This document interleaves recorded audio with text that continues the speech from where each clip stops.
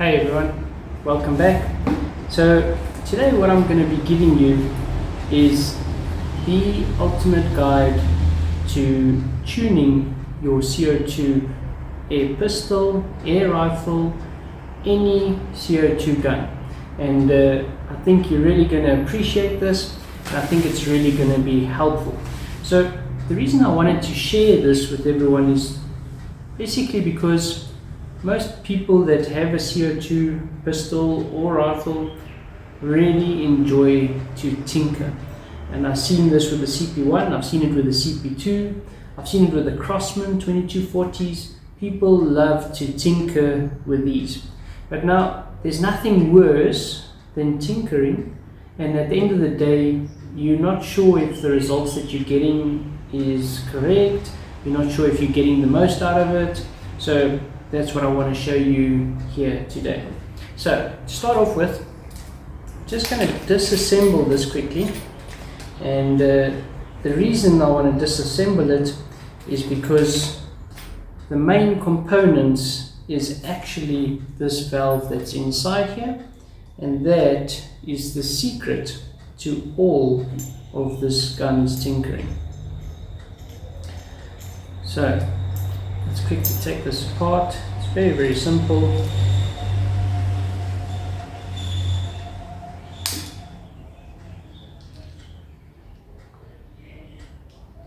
Alright.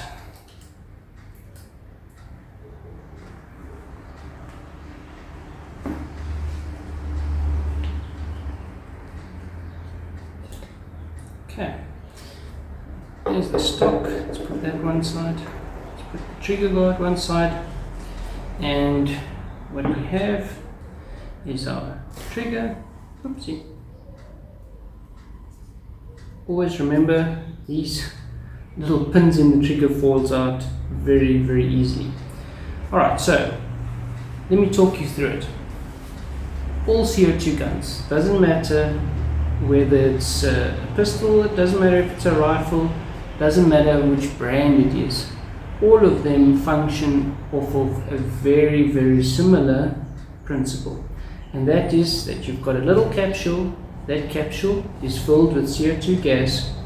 That gas is then released into some kind of valve.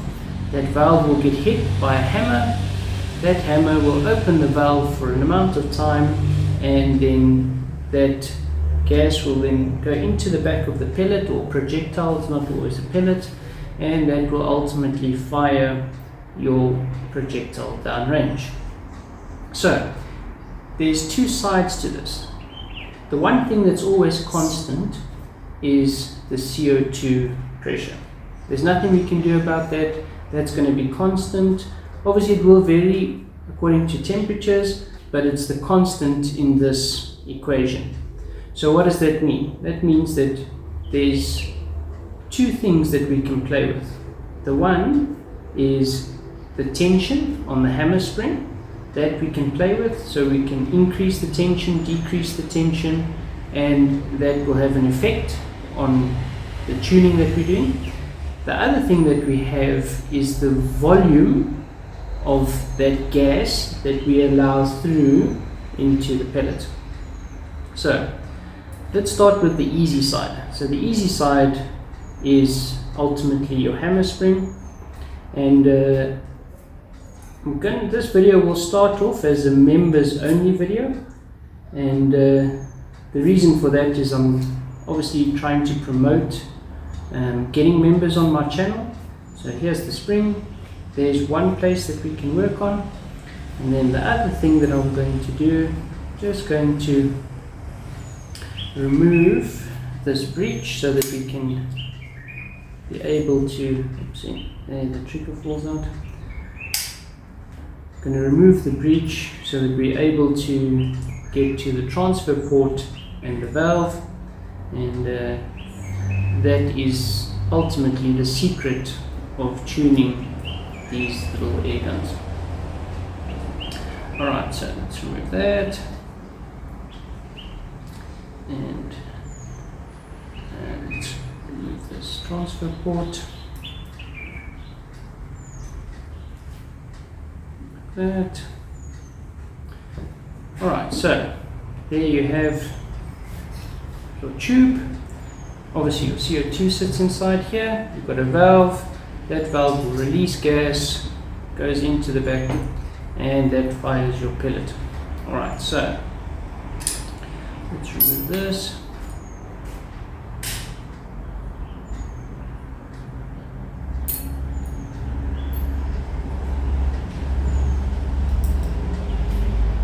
Okay, there we go. Alright, just going to quickly get a paper towel. Alright, so like I said, this is the equation. You can tinker with this, okay? That will give you more feet per second, definitely. And then we can tinker with the volume. The rest of it is basically constant. So now what happens? A lot of times what we'll do is we can put a spacer inside the hammer, put in a small 4 or 5 millimeter spacer inside the hammer, and what that does is it gives us pre-tension on the spring. By adding tension or pre-tension to the spring, ultimately what happens, the hammer shoots forward faster, and because it shoots forward faster, it hits this valve a little bit harder. By hitting this valve a little bit harder, it allows the valve to stay open that couple of milliseconds longer, which allows more air to go into the bag. But remember that pressure of that air is constant, allows more air to go into the back, that air goes into the back, and it fires our pellet that little bit faster. Right, I'm sure you're all still with me. The other thing that many people do, which I don't particularly like to do, is they'll put in a heavier hammer spring. So in other words, either a thicker gauge wire or a longer hammer spring.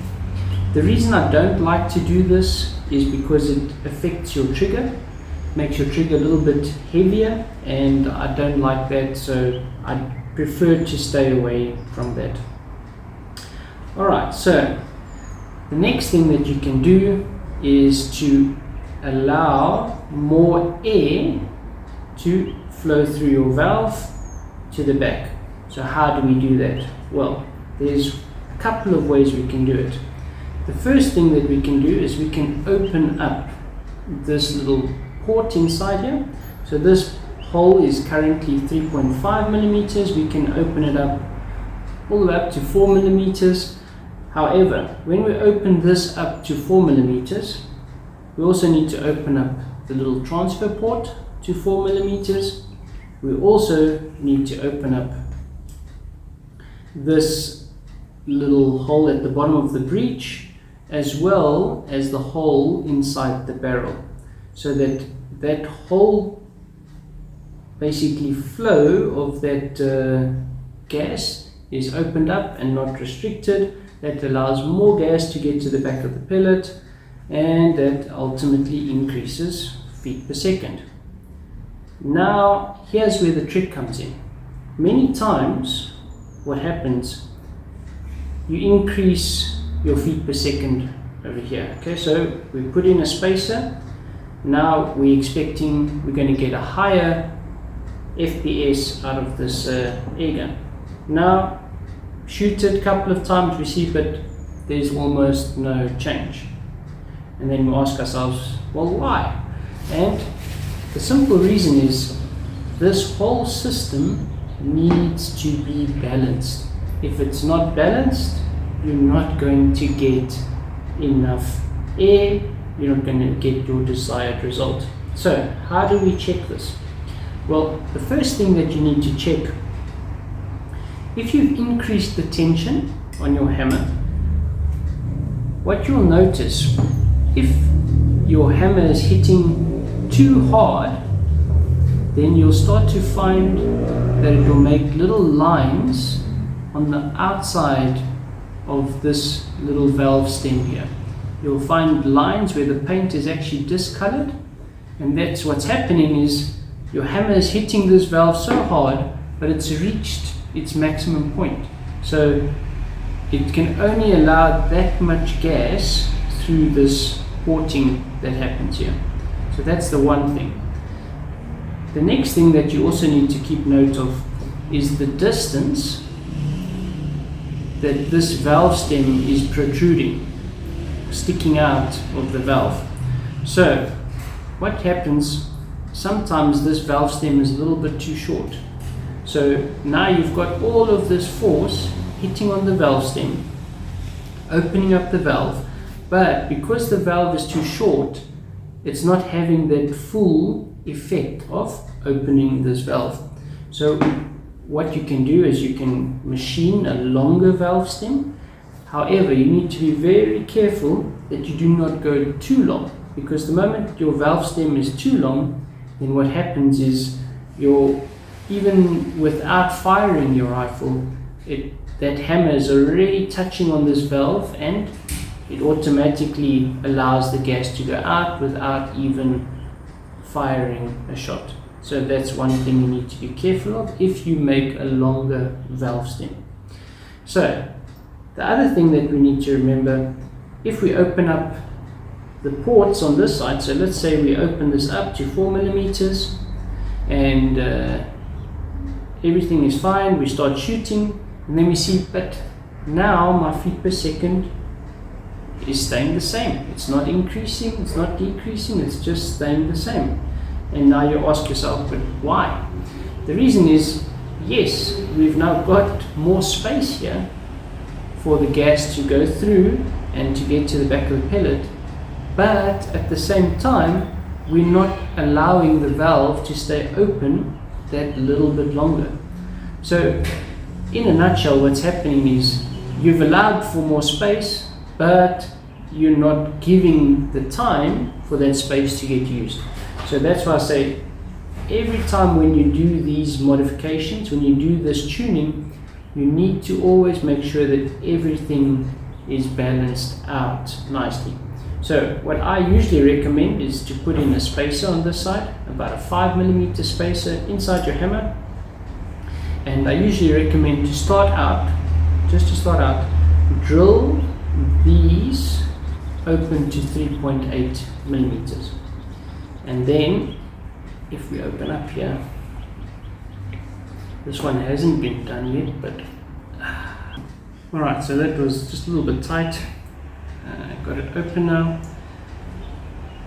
So what I like to do is I'll drill this out to 3.8, and remember, you can always go bigger, but you cannot go smaller, unfortunately.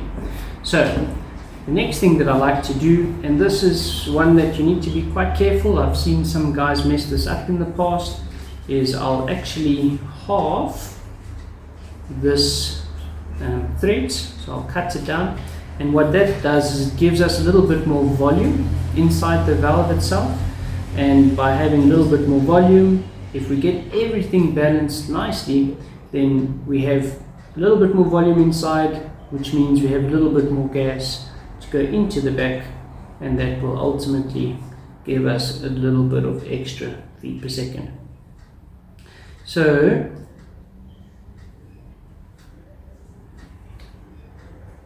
the other thing that's also important to realize, we're going to be tuning this thing now. What happens is we get everything nicely balanced, we get a little bit more feet per second, but we're not quite where we want to be. There's one more thing that we need to consider, and that is the general functioning of the gun. So what do I mean by that? Well, for example, your hammer, how smooth is the hammer able to slide in and up and down inside your tube? So is it polished? How smooth is this little valve stem inside of your valve? So if these are not nice and smooth, then it can very well mean that you will not get your full potential out of your rifle. So these are things you need to keep in mind, things you need to consider when you're busy tuning your gun. So apart from having that extra velocity of your hammer and the extra volume inside your valve, you also need to make sure that your gun, all the components are functioning as smoothly as possible. So I'm going to put this all back together now. I wanted to share this with you so that you can also have some insight when you're busy tuning your CO2 pistol, CO2 rifle, any CO2 gun. You can use these exact same principles and you will be able to tune your gun perfectly to how you want it. So, till next time guys, see you around, happy shooting.